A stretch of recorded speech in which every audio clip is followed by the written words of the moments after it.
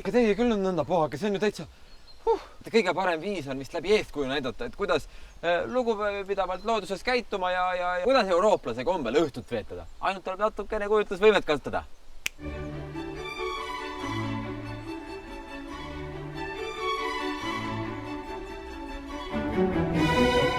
Tervist, härra Kõu!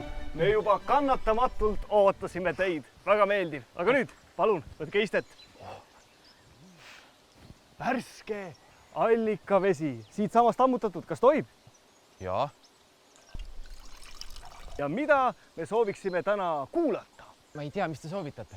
Metslehelinnu aaria, Siidisaba sonaat ja Sabatihase soolo. Sabatihase sonaat. Suurepärane valik. Ja nüüd vaadake hetkeks selja taha, siin susiseb mõõdukas lõkke, mis on teile soojenduseks ja meeleoluks. Bon appetit!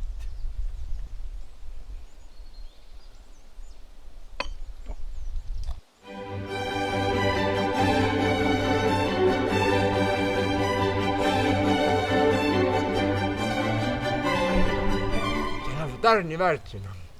Niisiis, härra Kõu, ma loodan, et kõik on olnud meelepärane, kuid aeg on saanud 23.00, on aeg öörahu hakata austama. Teie telk on siinsamas. Olge lahked. Aitäh! No nii, no vaadake nüüd. Kes teie arvates tõeline võitja on? Nii et jätke meelde, kui loodusesse, siis lugupidavalt.